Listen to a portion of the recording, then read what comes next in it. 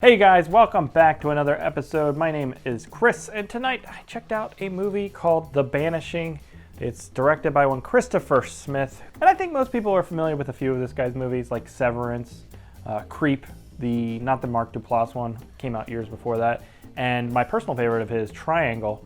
So The Banishing is about this young reverend who moves into this big English manor that is supposedly haunted. He then brings along his new wife and the wife's daughter, and then some haunting stuff goes down and it gets a little bit out there. We'll get into some of the details because we probably will end up spoiling some of this thing. So I went into this kind of excited. I thought the trailer looked pretty good, and there's a lot of things to like about this movie. It looks fantastic. The camera work is really great. There's a bunch of moving shots near the beginning of the movie that really bring a lot of energy to the scene, but everything is very specific and very thought out, very well executed. It has a great look. It captures this 1930s aesthetic. I think I'm not really a history guy, so I couldn't say for sure if the clothes and the dialect all matches the time period, but it pulls you into this time period, and it all felt aesthetically correct to me, I guess.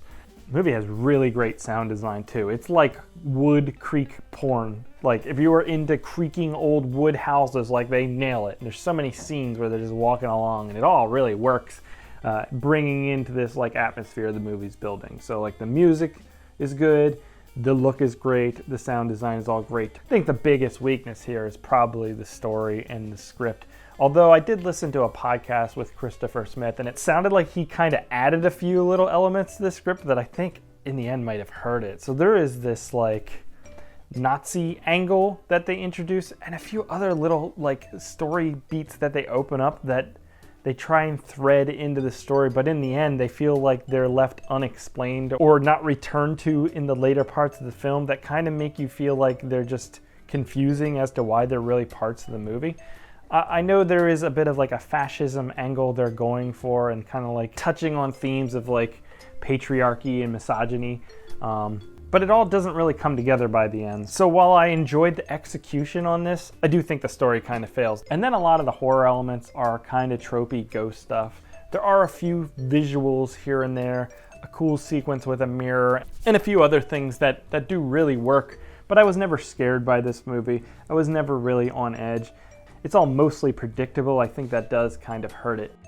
At times it does feel like a classic British ghost story and it's slower paced, but then it feels like they're sprinkling in scenes or elements of like the Conjuring movies. And they feel out of place to me. There's a specific sequence, and I think it might even be in the trailer, where she's like having her daughter call out to her and she turns around and it keeps going back and forth. And it's like that scene in the first Conjuring movie. And because you knew pretty much exactly what was going to happen, it kind of took all the suspense out of the scene. The acting is good in this movie, but the characters kind of all suck, honestly. There's no real likable characters. You have this young wife who moves in, and she kind of feels alienated, and she has an interesting backstory that they eventually reveal about 45 minutes in the movie that paint her in a little bit of a different light. But your introductions to her and her problems with her husband aren't developed enough, I guess. The first point of conflict between this husband and wife is a moment where she's trying to make love to her husband, but I guess he has some sort of, I don't know, dick problem or something, because he's unwilling to commit to the act of the sex, I guess is what they call it nowadays.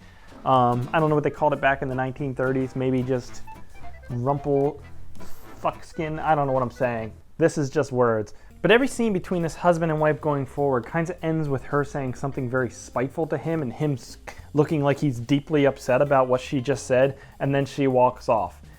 And like the husband isn't likable either, though, because he does things that make it seem like he's very misogynistic or very controlling. So nobody's painted in a very good light in this movie. You also have Sam Harris, who's sprinkled throughout this movie as like this ghost hunter guy who, he's very goofy throughout this movie. He doesn't fit the rest of the tone. He hams his acting way up, and he's generally a pretty good actor, but he just plays it up so much.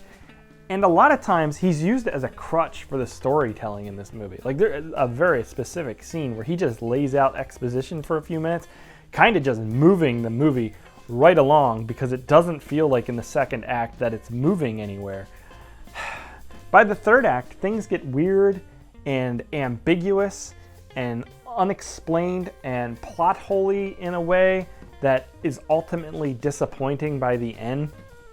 I know it sounds like I'm kind of shitting all over it, but most of my gripes here are just the basic story elements. So while I was disappointed in that, I did find a lot to really enjoy while I was watching it, especially if you just want to see a very well-produced movie.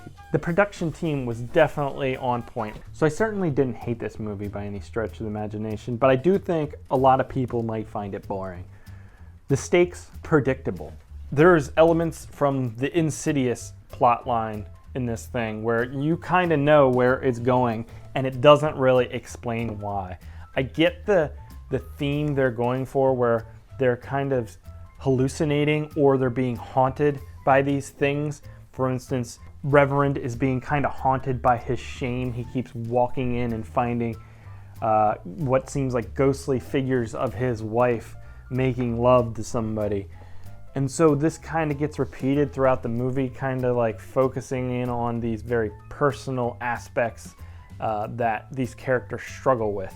And so if any of that sounds interesting to you and you do have a Shudder subscription, it comes out on April 15th. So it might be at least worth checking out a little bit. All right, that's going to do it, guys. We will catch you here next time. Goodbye.